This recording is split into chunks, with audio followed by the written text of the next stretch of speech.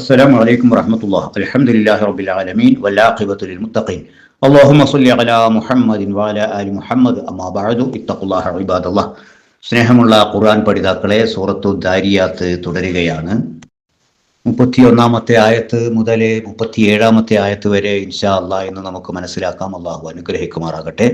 ഇതിന്റെ പാരായണം എല്ലാവരും ഒന്ന് ശ്രദ്ധിക്കുക. أعوذ بالله من الشيطان الرجيم. بسم الله الرحمن الرحيم. قال فما خطبكم أيها المرسلون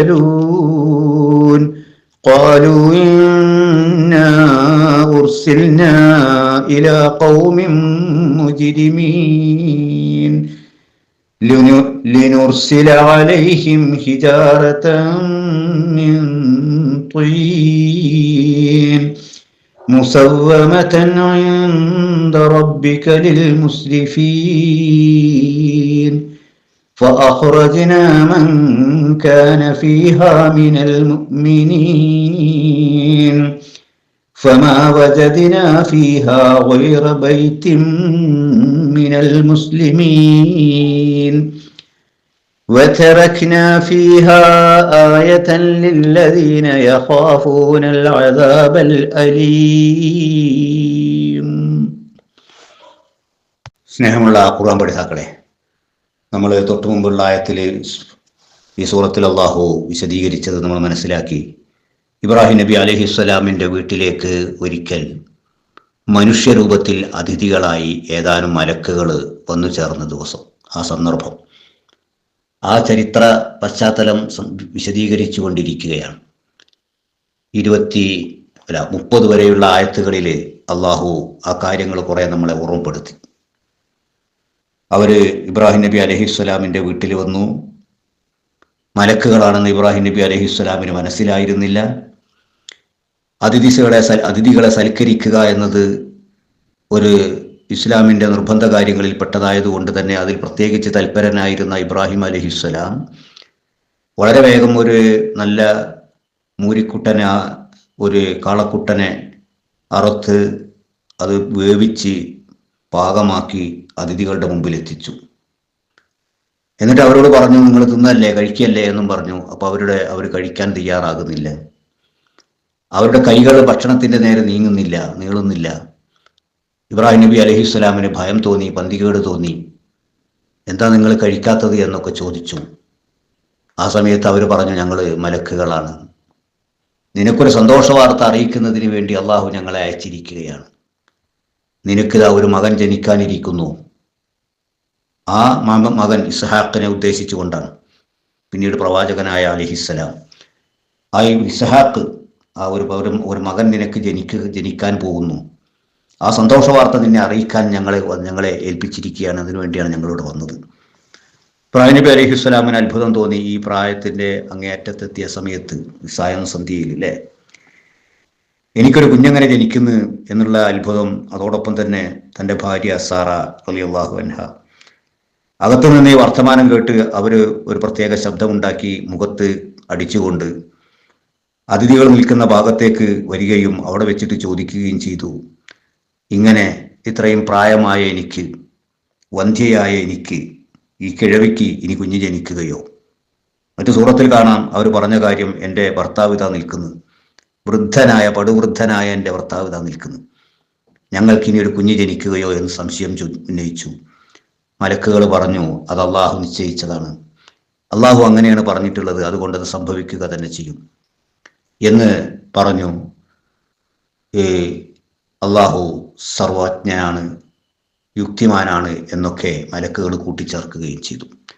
ഇനി ആ സംഭവത്തിൻ്റെ തുടർന്നുള്ള ഭാഗമാണ് 31 മുതൽ ഉള്ള ആയത്തിൽ അള്ളാഹു ഓർമ്മപ്പെടുത്തുന്നത്. 37 വരെയുള്ള ആയത്തുകളിലായിട്ട് അതിൻ്റെ ആശയത്തിലേക്ക് കടക്കാം ഇൻഷാ അല്ലാഹ്. قال فما خطبكم أيها المرسلون. قال, അദ്ദേഹം പറഞ്ഞു, അഥവാ ചോദിച്ചു, ഇബ്രാഹിം നബി അലൈഹിസ്സലാം അവരോട് ചോദിച്ചു, നിനക്കിങ്ങനെ കുഞ്ഞ് ജനിക്കാൻ പോകുന്നു എന്നുള്ള വിവരം അറിയിച്ചല്ലോ. അങ്ങനെ അവരുടെ സംസാരം ഇവിടെ എത്തി നിൽക്കുമ്പോൾ, നിന്റെ നാഥൻ അങ്ങനെ പറഞ്ഞിരിക്കുകയാണ്, അതുകൊണ്ട് സംഭവിക്കും. ഇബ്രാഹിം നബി അലൈഹിസ്സലാം തുടർന്ന് ചോദിക്കുക, അപ്പൊ ഈ വീട്ടിൽ വിരുന്നുകാരുടെ രൂപത്തിൽ വന്ന മലക്കുകൾ എന്തായിരുന്നാലും ഈ ഒരു കാര്യം അറിയിക്കാൻ വേണ്ടി മാത്രം വന്നതാവില്ല ഒരു പക്ഷേ. വേറെ എന്തെങ്കിലും ഉദ്ദേശ ലക്ഷ്യങ്ങൾ ഈ മലക്കുകളുടെ ആഗമനത്തിലുണ്ടോ, ഇനി എന്തെങ്കിലും കാര്യങ്ങൾ പ്രത്യേകിച്ച് അറിയിക്കേണ്ടതുണ്ടോ എന്നൊക്കെ രൂപത്തിലായിരിക്കാം ഇബ്രാഹിം നബി അലൈഹി സ്വലാം ചോദിക്കുന്നത്. വല്ലാഹു അലം. ഇബ്രാഹിം നബി ചോദിച്ചു, ഫമാ ഖതുബുക്കും, എന്നാൽ ഇനി നിങ്ങളുടെ വിഷയം എന്താണ്, നിങ്ങളുടെ കാര്യം എന്താണ്? ഫമാ എന്താണ്, ഖത്ബ് കാര്യം അല്ലെങ്കിൽ വിഷയം, പ്രധാനപ്പെട്ട വിഷയത്തിന് ആണ് പ്രയോഗിക്കുന്ന ഖത്ബ്. കും നിങ്ങളുടെ. അപ്പൊ കാല അദ്ദേഹം ചോദിച്ചു, ഫമാ ഖത്ബുക്കും, നിങ്ങളുടെ വിവരം എന്താണ്, പ്രത്യേകിച്ച് നിങ്ങളുടെ വരവിന്റെ ഉദ്ദേശ ലക്ഷ്യം എന്താണ്, മറ്റെന്തെങ്കിലും ഉണ്ടോ എന്ന നിലയ്ക്ക് ചോദിക്കുകയാണ്. അയ്യുഹ ഏ മുർസലൂൻ, അയക്കപ്പെട്ടവരെ. അപ്പൊ ദൂതന്മാരായിട്ട് എൻ്റെ അടുക്കൽ പ്രത്യക്ഷപ്പെട്ടിട്ടുള്ള നിങ്ങളുടെ പ്രധാനപ്പെട്ട സംഗതി എന്താണ്, അഥവാ നിങ്ങളുടെ കാര്യം എന്താണ്? നിങ്ങൾക്കിനി ഇതല്ലാത്ത മറ്റെന്തെങ്കിലും ജോലി ഉണ്ടോ, വേറെ എന്തെങ്കിലും ഉദ്ദേശം ഉണ്ടോ, അള്ളാഹു നിങ്ങളെ മറ്റേതെങ്കിലും ജോലി ഏൽപ്പിച്ചിട്ടുണ്ടോ എന്ന നിലയ്ക്ക് ഇബ്രാഹിം നബി അലൈഹി സ്വലാമരോട് ചോദിക്കുക. ഖാലൂ ഇന്നാ ഉർസിൽനാ ഇലാ ഖൗമിൻ മുജ്രിമീൻ. ഖാലൂ അവർ പറഞ്ഞു, ഇന്ന തീർച്ചയായും ഞങ്ങൾ, ഉർസിൽന അയക്കപ്പെട്ടിരിക്കുന്നു, ഇലാ ഖൗമിൻ ഒരു ജനതയിലേക്ക്, മുജ്രിമീൻ കുറ്റവാളികളായ അല്ലെങ്കിൽ തോന്നിവാസികളായ ഒരു ജനതയിലേക്ക് ഞങ്ങൾ അയക്കപ്പെട്ടിരിക്കുകയാണ്. അപ്പോൾ മലക്കുകളുടെ മറുപടിയാണത്. നിങ്ങളുടെ ഉദ്ദേശം എന്താ, നിങ്ങൾക്ക് ഇനി ചെയ്യാനുള്ളത് എന്താ എന്ന ചോദ്യത്തിന് പുറത്തുനിന്ന് മറുപടി, കുറ്റവാളികളായ ഒരു ജനതയിലേക്ക് അള്ളാഹു ഞങ്ങളെ അയച്ചിരിക്കുകയാണ്. അപ്പൊ എന്തിനു വേണ്ടിയാണ് ആ കുറ്റവാളികളുടെ അടുക്കലേക്ക് ഞങ്ങളെ നിയോഗിച്ചിട്ടുള്ളത് എന്നാണ് തുടർന്നുള്ള ആയത്തിൽ മലക്കുകൾ സൂചിപ്പിക്കുന്നത്. 23, 24, 33, 34 ആയത്തുകളിൽ ലിനുർസില അലൈഹിം ഹിജാറതൻ മിൻ തീൻ മുസവ്വമതൻ ഇൻദ റബ്ബിക ലിൽ മുസ്രിഫീൻ.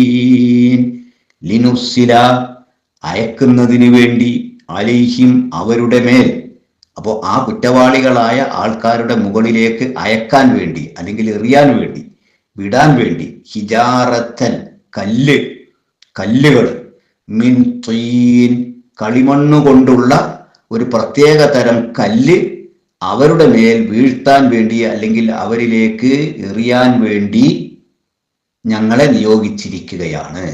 മുസവ്വമതൻ അടയാളം വെച്ചിട്ടുള്ളത്, ഇൻദ റബ്ബിക നിന്റെ റബ്ബിന്റെ അടുക്കൽ അടയാളം വെക്കപ്പെട്ട കല്ലുകൾ, ലിൽ മുസ്രിഫീൻ അതിര് കവിഞ്ഞ ആ ജനങ്ങൾക്ക് വേണ്ടി പ്രത്യേകിച്ച് അടയാളം വെക്കപ്പെട്ട കല്ല്. ആ കല്ല് കൊണ്ട് ഞങ്ങൾ അവരുടെ മുകളിൽ വീഴ്ത്തുന്നതിന് അല്ലെങ്കിൽ അവരിലേക്ക് ആ കല്ലുകൾ അയക്കാൻ വേണ്ടി നിയോഗിക്കപ്പെട്ടവരാണ് ഞങ്ങൾ. മലക്കുകളുടെ മറുപടിയാണത്. അതായത് ഈ പ്രവാചകന്മാര് പറയുന്നത്, ഞങ്ങളെ ലൂത്ത് നബി അലൈഹിസ്സലാമിന്റെ ജനത, ഇവിടെ നിന്ന് ഇബ്രാഹിം നബി അലൈഹിസ്സലാം പ്രബോധനം ചെയ്യുന്ന സമയത്ത് തന്നെ മറ്റൊരു ദേശത്ത് ഇബ്രാഹിം നബി അലൈഹിസ്സലാമിന്റെ പിതൃ സഹോദരന്റെ മകനായ ലൂത്ത് നബി അലൈഹിസ്സലാമിനെയും അള്ളാഹു പ്രബോധന ഉത്തരവാദിത്തം ഏൽപ്പിച്ചു കൊടുത്തിട്ടുണ്ട്. അപ്പോൾ മറ്റൊരു നാട്ടിൽ ലൂത്ത് നബി അലൈഹിസ്സലാം പ്രബോധനം ചെയ്യുന്നു, വേറൊരു നാട്ടിൽ ഇബ്രാഹിം നബി അലൈഹിസ്സലാം പ്രബോധനം ചെയ്യുന്നു, കുടുംബക്കാരുമാണ്. അപ്പൊ ഇബ്രാഹിം നബി അലൈഹിസ്സലാമിനോട് പറയുന്നത്, ആ ജനതയിലേക്ക്, ആ കുറ്റവാളികളായ ദുർനടപ്പുകാരായ ആ ജനതയിലേക്ക് അവരെ ശിക്ഷിക്കാൻ വേണ്ടി അള്ളാഹു ഞങ്ങളെ അയച്ചിരിക്കുകയാണ്. അവർക്കുള്ള ശിക്ഷ എന്താണെന്ന് വെച്ചാൽ അവരുടെ മുകളിൽ ചരൽമാരി എറിയുക, ചരൽമാരി വീഴ്ത്തുക, അഥവാ ഒരു പ്രത്യേക തരം കളിമണ്ണ് കൊണ്ട് ഉണ്ടാക്കിയിട്ടുള്ള ഒരു കല്ല്, കളിമണ്ണാണ് കൊണ്ടുണ്ടാക്കിയതാണ്, എന്നാൽ കല്ലിന് സമാനമാണത്. അങ്ങനെയുള്ള കല്ല് അവരുടെ മുകളിലേക്ക് മഴ കണക്കെ വീഴ്ത്തുന്നതിന് വേണ്ടി, അതും ഓരോ കല്ലിനും അടയാളം വെച്ചിട്ടുണ്ട് എന്താണ് ഈ അടയാളം എന്നൊക്കെ പണ്ഡിതന്മാർ പലരും വിശദീകരിക്കുന്നുണ്ട്.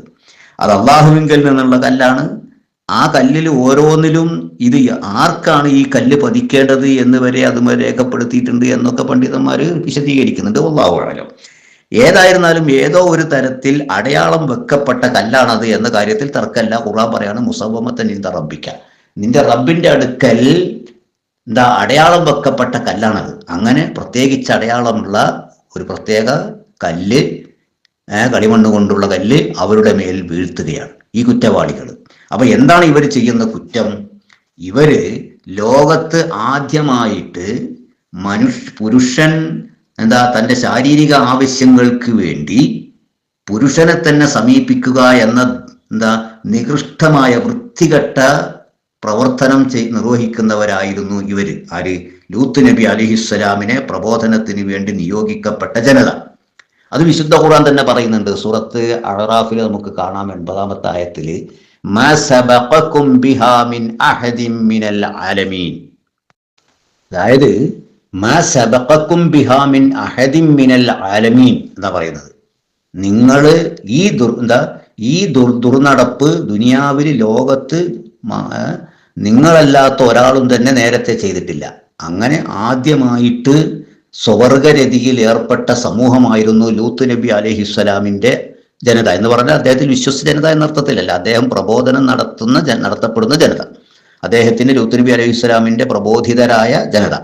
ആ ജനതയാണ് ലോകത്താദ്യമായിട്ട് സ്വർഗരതി ജീവിതത്തിൽ കൊണ്ടുവന്നത്. അന്ന് അവർക്കതൊരു ഫാഷനായിരുന്നു. വലിയൊരു സംസ്കാരം, ഒരു പുതിയ സംസ്കാരം, ഒരു നല്ല സംസ്കാരമാണ് ഞങ്ങളുടേത് എന്ന് അവർ അഭിമാനിച്ചിരുന്നു. അതൊരു മോശപ്പെട്ട കാര്യമല്ല ആയിട്ട് അവർ ഗണിച്ചിട്ട് പോലും ഇല്ലായിരുന്നു. ഇന്ന് ലോകം ലൂത്ത് നബി അലൈഹിസ്സലാമിന്റെ ആ കാലത്തേക്ക് തിരിച്ചു നടക്കുകയാണ്, ആ പഴയ കാലത്തേക്ക് തിരിച്ചു നടക്കുകയാണ്. എല്ലാ വൃത്തികെട്ട ലൈംഗികതയ്ക്കും ലൈസൻസ് കൊടുക്കുന്ന നിയമം മൂലം അതിന് സംരക്ഷണം നൽകിയിട്ടുള്ള നിയമം അനുവദിക്കുന്ന ഒരു പ്രവർത്തനമായിട്ട് ഈ രതി മാറിയിരിക്കുന്നു. ആർക്കും എങ്ങനെയുമാകാം. പുരുഷൻ പുരുഷനെ വിവാഹം കഴിക്കുക, സ്ത്രീയെ വിവാഹം കഴിക്കുക, എന്നിട്ട് അവർ ഭാര്യ ഭർത്താക്കന്മാരെ പോലെ ശാരീരിക ബന്ധത്തിൽ ഏർപ്പെട്ടുകൊണ്ട് ജീവിക്കുക എന്ന് പറയുകയും അതിന് അനുമതി നൽകുകയും അത് നിയമം മൂലം അനുവദിക്കപ്പെടുകയും ചെയ്ത ഒരു കാലഘട്ടത്തിലാണ് നമ്മൾ ജീവിക്കുന്നത്. ലോകരാഷ്ട്രങ്ങൾ ഏതാണ്ട് എല്ലാം മഹാഭൂരിഭാഗം രാഷ്ട്രങ്ങളും ഇന്ന് അതൊരു അംഗീകരിക്കപ്പെട്ട നിയമമാക്കി മാറ്റിയിരിക്കുന്നു. ഇത് പുതുമയിലേക്കുള്ള നടത്തമല്ല, ഇത് പഴമയിലേക്കുള്ള, ഏത് പഴയത്? ലൂത്ത് നബി അലൈഹിസ്സലാമിന്റെ കാലഘട്ടത്തിലേക്കുള്ള ആ ദുർനടപ്പുകാരുടെ ആചാരത്തിലേക്കുള്ള തിരിച്ചു നടത്തമാണ്. വലിയ ഫാഷനാണ്, വലിയ ആധുനികതയാണ്, വലിയ ഉന്നതമായ സംസ്കാരം നേടിയവരാണ് എന്നൊക്കെ പറയുന്നവർ ഇത്രയും നികൃഷ്ടമായ പ്രവർത്തനത്തിൽ ഏർപ്പെടുന്ന അവസ്ഥയാണ് നമ്മൾ കണ്ടുകൊണ്ടിരിക്കുന്നത്. അവ മലക്കുകളോട് അള്ളാഹു കൽപ്പിച്ചിട്ടുള്ളത് ആ നികൃഷ്ട പ്രവൃത്തി ചെയ്യുന്ന ആ നികൃഷ്ട ജനതയെ മുഴുവനായിട്ടും നശിപ്പിക്കുന്നതിന് വേണ്ടി ഞങ്ങളോട് കൽപ്പിക്കപ്പെട്ടിരിക്കുകയാണ് എന്ന് പറഞ്ഞുകൊണ്ട്, അള്ളാഹുവിന്റെ കൽപ്പനയാണ് എന്നാണ് ഈ വന്ന അതിഥികളായ ഈ മലക്കുകൾ ഇബ്രാഹിം നബി അലൈഹിസ്സലാമിനോട് പറയുന്നത്. അപ്പൊ അങ്ങനെ ഇബ്രാഹിം നബി അലൈഹിസ്സലാമിന്റെ അടുക്കൽ നിന്ന് അവര് പോവുകയാണ്. ലൂത്ത് നബി അലൈഹിസ്സലാമിന്റെ ജനതയെ ലക്ഷ്യമാക്കിക്കൊണ്ട് ഈ മലക്കുകൾ പോകുന്നു. തുടർന്നുള്ള ആയത്തിൽ അള്ളാഹു ഓർമ്മപ്പെടുത്താണ്, فأخرجنا من كان فيها من المؤمنين. فأخرجنا, അങ്ങനെ നാം പുറത്താക്കി. അഖ്റജാറിനെ പുറത്താക്കി, ആ ശിക്ഷയിൽ നിന്ന് പുറത്താക്കി എന്നാണ് ഉദ്ദേശിക്കുന്നത് കേട്ടോ. ആ രാജ്യത്ത് നിന്ന് പുറത്താക്കിയെന്നല്ല ഇവിടെ ഉദ്ദേശിക്കുന്ന, ശിക്ഷയിൽ നിന്ന് പുറത്താക്കി. മൻ, ഒരാളെ, കാന ഫീഹ, അവിടെ ഉണ്ടായിരുന്ന ഒരുത്തരെ അല്ലെങ്കിൽ ഒരു ജനതയെ അല്ലെങ്കിൽ ഒരു വീട്ടുകാരെ, മിനൽ മുഅ്മിനീൻ, വിശ്വാസികളിൽപ്പെട്ട ഒരു കൂട്ടരെ ഒരു കൂട്ടരെ നാം അവിടെ നിന്ന് രക്ഷപ്പെടുത്തുകയും ചെയ്തു. അപ്പൊ എന്താ സംഭവിച്ചത്? അള്ളാഹു പറയാണ്, അവിടെ ചെന്ന് അള്ളാഹുവിന്റെ ശിക്ഷ ഇറങ്ങി. അവര് പോകുന്ന സമയത്ത് മലക്കുകൾ എത്തി, ലൂത്ത് നബി അലൈഹിസ്സലാമിന്റെ അടുക്കലെത്തി.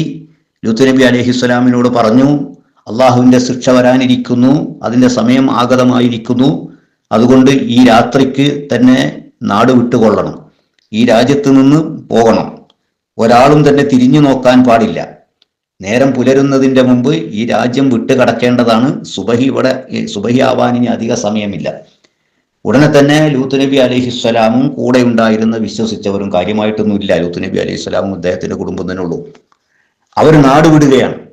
മലക്കുകൾ പറഞ്ഞിരുന്നു, നിങ്ങൾ പോകുന്ന സമയത്ത് ഒരാൾ പോലും തിരിഞ്ഞു നോക്കാൻ പാടില്ല, തിരിഞ്ഞു നോക്കിയാൽ അവർക്കും ആ ശിക്ഷ അവരെയും പിടികൂടും. അങ്ങനെ പോകുന്ന സമയത്ത് തൻ്റെ ഭാര്യയും, ലൂത്ത് നബി അലൈഹി സ്വലാമിൻ്റെ ഭാര്യയും കൂടെയുണ്ട്. അള്ളാഹു പറയുന്നുണ്ട്, ആ ഭാര്യ സത്യവിശ്വാസികളുടെ പെട്ടവളായില്ല. അവൾ നിഷേധികളോടൊപ്പം, ദുർനടപ്പുകാരോടൊപ്പം നിൽക്കുകയും അതിനുവേണ്ട ഒത്താശ ചെയ്യുന്നവളുമായിരുന്നു ആ പ്രവാചകന്റെ ഭാര്യ. നമ്മൾ മനസ്സിലാക്കണം, ഏറ്റവും ഉന്നതമായ സ്ഥാനത്തെത്താമായിരുന്ന, സ്വർഗത്തിലെ ഉന്നതമായ സ്ഥാനം ലഭിക്കുമായിരുന്ന ഒരു സ്ത്രീയായിരുന്നു ലൂത്ത് നബി അലൈഹിസ്സലാമിൻ്റെ ഭാര്യ. ഹിദായത്ത് കിട്ടില്ല, പിശാച് പിഴപ്പിച്ചു. നമ്മൾ ആലോചിക്കേണ്ടതാ, നമ്മളൊക്കെ വലിയ ആളാന്ന് വിചാരിക്കേണ്ട. ഏത് സമയത്തും പിഴവ് സംഭവിക്കാം. അള്ളാഹുവിനോട് കാവലിനെ തേടുക. ആ ലൂത്ത് നബി അലൈഹിസ്സലാമിൻ്റെ ഭാര്യ ഇസ്ലാമിലേക്ക് വന്നില്ല. അഥവാ ലൂത്ത് നബി അലൈഹിസ്സലാമിനെ തൻ്റെ ഭാര്യയെ ഇസ്ലാമിലേക്ക് കൊണ്ടുവരാൻ സാധിച്ചില്ല, ഹിദായത്തിലേക്ക് കൊണ്ടുവരാൻ സാധിച്ചില്ല. അവരിങ്ങനെ പോവുകയാണ്. അങ്ങനെ അതിര് കടക്കുന്നതിൻ്റെ തൊട്ട് മുമ്പായിട്ട് ലൂത്ത് നബി അലൈഹിസ്സലാമിൻ്റെ ഭാര്യ തിരിഞ്ഞു നോക്കി. അവളെയും ആ ശിക്ഷ പിടികൂടിയെന്ന. ഓരോരുത്തർക്കും രേഖപ്പെടുത്തി വെച്ച അടയാളം വെക്കപ്പെട്ട കല്ല് അവരുടെ ശരീരത്തിൽ പതിച്ചു. അവർ മുഴുവനും നാമാവശേഷമായി. അള്ളാഹുവിൻ്റെ ഭയാനകമായ ശിക്ഷയാണത്. എന്നിട്ട് അള്ളാഹു പറയുക 36-ാമത്തെ ആയത്ത്, فما وجدنا فيها غير بيت من المسلمين. فما وجدنا, നമ്മൾ കണ്ടില്ല, ഫീഹ, അവിടെ ആ ഗ്രാമത്തിൽ നമ്മൾ കണ്ടില്ല, ഗൈറ ബൈത്തിൻ, ഒരു വീടല്ലാതെ, മിനൽ മുസ്ലിമീൻ, മുസ്ലിങ്ങളിൽപ്പെട്ട ഒരേ ഒരു വീടല്ലാതെ മറ്റൊരു വീടും നമ്മൾ അവിടെ കണ്ടില്ല. അതായത് ആ രാജ്യത്ത് വിശ്വാസത്തിലേക്ക് വന്ന, ഇസ്ലാമിലേക്ക് വന്ന ഏക വീട് ലൂത്ത് നബി അലൈഹിസ്സലാമിൻ്റെ വീട് മാത്രമായിരുന്നു. ബാക്കിയുള്ളവരെല്ലാം നശിപ്പിക്കപ്പെട്ടു. എല്ലാവരെയും അള്ളാഹു ഒന്നിച്ച് ശിക്ഷിച്ചു. 37 ആയത്ത്, وَتَرَكْنَا فِيهَا آيَةً لِلَّذِينَ يَخَافُونَ الْعَذَابَ الْأَلِيمَ. وَتَرَكْنَا, നാം ഉപേക്ഷിച്ചു അല്ലെങ്കിൽ അവശേഷിപ്പിച്ചു, ഫീഹ, അവിടെ ആ രാജ്യത്ത് നാം അവശേഷിപ്പിച്ചു, ആയത്തൻ, ഒരു ദൃഷ്ടാന്തം അഥവാ ഒരു തെളിവ് നാം അവശേഷിപ്പിച്ചു, ലില്ലദീന, ഒരു കൂട്ടർക്ക്, യഖാഫൂന, ഭയപ്പെടുന്നവർക്ക് നാം അവിടെ ആ നാട്ടില് ഒരു ദൃഷ്ടാന്തം അവശേഷിപ്പിച്ചു. അൽ അദാബ, ശിക്ഷയെ ഭയപ്പെടുന്നവർക്ക്, അൽ അലീമ, വേദനയേറിയ. അപ്പൊ വേദനയേറിയ ശിക്ഷയെ ഭയപ്പെടുന്നവർക്ക്, അള്ളാഹുവിന്റെ ശിക്ഷയെ ഭയപ്പെടുന്നവർക്കൊരു പാഠം, ഒരു ദൃഷ്ടാന്തം ആക്കി നാം അവിടെ ആ രാജ്യത്തെ അവശേഷിപ്പിക്കുകയും ചെയ്തു. ചാവുകടല്, ഡെഡ് സി, അതാണ് ആ പ്രദേശം. സദോം പട്ടണം, ആ പട്ടണം നശിപ്പിക്കപ്പെട്ടു അള്ളാഹുവിനാൽ. എങ്ങനെ നശിപ്പിച്ചത്? അത് വിശുദ്ധ ഖുർആൻ വേറെ പറയുന്നുണ്ട്, പല ഭാഗത്തായിട്ട് പറയുന്നുണ്ട്. ജഅൽനാ ആലിയഹാ സാഫിലഹ, ആ രാജ്യത്തിന്റെ മുകൾ ഭാഗം താഴ്ഭാഗമായി നമ്മൾ മാറ്റി. അതായത് ഒന്നായിട്ട് അങ്ങ് മറച്ചിട്ടു എന്നർത്ഥം. ഒരൊറ്റ മറച്ചിടൽ, ഒരു വസ്തുവിനെ നമ്മൾ മറിച്ചിടുന്നത് പോലെ, സഹോദരിമാർക്കറിയാം, നമ്മൾ ചപ്പാത്തിയൊക്കെ മറച്ചിടാറുണ്ടല്ലോ അടുപ്പ് ചട്ടിയിൽ വെച്ചിട്ട്. അതുപോലെ ഒന്നായിട്ട് ആ നാട് മുഴുവനും കോരിയെടുത്ത് നേരെ തല തിരിച്ച് മറിച്ച് അടിക്കങ്ങിട്ടു. അതായത് ഭൂമിയുടെ അടിഭാഗം മേലെയും മേൽഭാഗം അടിയിലുമായി മാറി നേരെ തല തിരിച്ചിട്ട് മറിച്ചങ്ങിട്ടൂന്ന വിശുദ്ധ ഖുർആൻ അത് പറയുന്നുണ്ട്. അങ്ങനെയായിരുന്നു അള്ളാഹുവിന്റെ ശിക്ഷ അവിടെ ഉണ്ടായത്. ഈ കല്ല് വന്നു, കല്ല് തട്ടി എല്ലാവരും മരിച്ചു. അതോടൊപ്പം തന്നെ ഭൂമിയെ കീഴ്മേൽ മറിക്കുകയും ചെയ്തു. അങ്ങനെ ഇന്നും ആ പ്രദേശം ചാവുകടലായിട്ട്, പേരനങ്ങനെയല്ലേ, ചാവുകടൽ, ചത്ത കടൽ അല്ലേ, കാര്യമായി ജീവികളൊന്നും വളരാത്ത കടല്, മനുഷ്യൻ പോലും ഇറങ്ങിയാൽ മുങ്ങിപ്പോകാതെ പൊങ്ങി നിൽക്കുന്ന കടല്, വെള്ളം. അത് വലിയ അത്ഭുത. വെള്ളത്തിൽ മുങ്ങിപ്പോകില്ല, പൊങ്ങി നിൽക്കും. മനുഷ്യനൊക്കെ പൊങ്ങി നിൽക്കും അതിലിറങ്ങിയാൽ. അങ്ങനെയുള്ള എന്തുകൊണ്ട്? അത് ഉപ്പിന്റെ സാന്ദ്രത, ലവണങ്ങളുടെ സാന്ദ്രത കൂടുതൽ, അതാണ് പൊന്തി നിൽക്കുന്നത്. അതെന്തേ അതിന് മാത്രം അങ്ങനെ ആയിപ്പോയത്? ഒരുപാട് കടലുണ്ടല്ലോ ഭൂമിയിൽ. എന്താ ഒരു ചാവുകടൽ? അത്രയും ആ ഭാഗത്തിന് മാത്രം ലവണങ്ങളും ഉപ്പുകളും സാന്ദ്രത കൂടിയിട്ട് ഒരു വസ്തുവും താന്നു പോകാതെ പൊന്തി നിൽക്കുന്ന അവസ്ഥയാക്കിയത് എന്തേ? അതിനൊന്നും ഉത്തരമല്ല.